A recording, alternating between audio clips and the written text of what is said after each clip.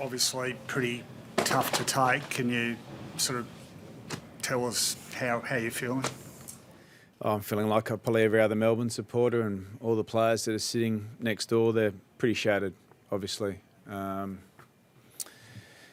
It was a final that was really hard fought. Lots of opportunities, but, Carlton took theirs and we weren't able to take ours, and we walk away with a loss in a final, a really close loss. But, when you lose finals and your season finishes, there's certainly an emptiness about, the group and this adversity that we'll have to work through. Yeah, look, I thought, some of our connection was better. We're still a little bit, certainly a little bit in our execution ahead of the ball, but I thought we got enough shots to win the game, and we just didn't kick our goals. So in the end, it was an efficiency with the ball that cost us. I thought we defended incredibly well. I thought our back seven held up really well. And in the end, we got a bit of supply in that second half, which was really important to us. Early, there wasn't enough supply for us, so that put us under a little bit of pressure. But, at times we moved the ball better, we got better options, but we just didn't execute in front of goal, and we'll go to work on that. It's 2 times in the finals where we haven't been able to do that, so that's something we've got to get better at. Is that about personnel or system, do you think? Oh, clearly, our personnel was a struggle late in the year. Like, a lot happened late in the year for us, in terms of obviously Petty, Melksham, and obviously Van Rooyen going out this week. So we've had some challenges in front of the ball, and things were getting a little bit, we didn't have a lot to select from in that space. So that was a challenge, but, we take ownership of it too. We had opportunities with the ball, our ball movement, and our ability to execute inside 50, and we didn't take them. And hard to review though, because you didn't take advantage of stuff, but there is an element of luck about all this. You've lost 2 finals by a total of 9 points.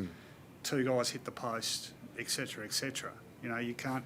Do you have to sort of watch that you're not too hard on yourselves in a sense? Oh, there'll definitely be that. I think once we get through our review, there'll still be a lot of optimism about what's possible moving forward. There's no question about that. But we speak about winning more moments, as a club, and in both these finals, we've won enough moments, but we haven't won the most important ones, and that's on the scoreboard. So we need to execute that better. But I think, when we sit down and review the year and we go, how do we go? We've ended up giving ourselves a double chance, finished top 4, and we've lost 2 finals by less than a kick. So is that an advance this time last year, you were sitting there going, there are some issues. Are you inclined to say that less now? Oh, look, I think we've moved forward as a footy club. We've actually transitioned a bit of our list as well throughout this period, throughout the last sort of 12 months. And we've seen some young guys get a lot of exposure throughout our team. And we'll continue to build. We think we're in a good shape to be able to continue to build, but we've got to sometimes go through these little challenges, this adversity, to really build the resilience and greatness that's required to win big games. And, we sit here, Carlton, they took their opportunities, and full credit to them. They've really worked on that throughout this year, and you can see the adversity they've gone through to get in the position that they're in. So this is just for us, another step in our little work way that we want to go back to where we want to be. You won the flag in 2021. Your critics will say that the club hasn't maximised its talent on the list since then. Will that burn, do you think, over summer? Oh, look, I think when you had 2 years where you set us up in an opportunity to perform strongly in finals, and you lose, twice in straight sets, there's going to be criticism out there. But as a footy club, we know we've got a list that's building, and we're still going to continue to add to that. And we also know that we're going to continue to put ourselves in a position where we can have success that we want to have. But that just doesn't happen. It's hard to do, and a lot has to go right. So we'll keep training hard, working hard, reviewing, finding ways to get better, and come out the other side. Do you talk? There was obviously the incident tonight. It's not relevant to this season, but you may well have to have a hearing, wait for a match review, and a couple of 50 metres tonight, combined with obviously having some big moments. Do you work on, as a young player, like towing the line in terms of that aggression and competitiveness? Yeah, look, I think as a team we probably gave away too many 50s tonight. As I said, we speak about winning moments, and that's one where you lose. We'll talk to all our players about that. They're the moments that can cost you in big finals, and tonight they did. You know, we speak about our execution, but there's an element that sits there within our discipline that wasn't to the level. You know, we had a reversal, 4 or 5 50s, and that cost you. Struggled again, Simon, and you didn't bring Josh on. Can you explain the non-sub use? Yeah, look, we just wanted to continue to have a big body down there to just try and bring the ball to ground for us and help us out aerially. Shaq's a little bit of a different player to that. So, we spoke about it a number of times about what to do. We felt like the game, we felt like we're getting some quality in the way we were playing. We just couldn't maximise it. So we held as long as we could, and in the end, the game got away from us.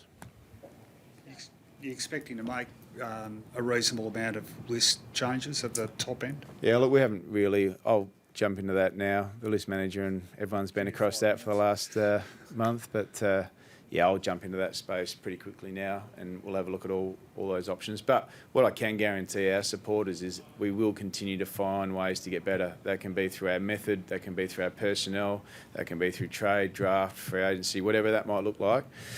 We'll be a club that pursues getting better. Seems obvious, but you're expecting Brodie to pursue a fresh start elsewhere? I'll sit down and have those conversations with Brodie. It's not a space that we've been in the last 3 or 4 weeks. So now, once the dust settles in the next 24 hours, I'll sit down this week and have a really good conversation with Brodie about what that looks like. 2 straight exits in a row. I mean, obviously that hurts. Does that, threaten to become a psychological handicap next time you're there? We certainly won't be looking backwards. Once we step into next year, we'll be looking forward, and we'll be looking forward to the future about what's possible. And people will look back, and it's good to learn and get the learnings from what's important behind you. But you can't live in that space. You've got to be a bit more positive and more optimistic and put a smile on your face, get to work and get better. And that's all we'll be doing.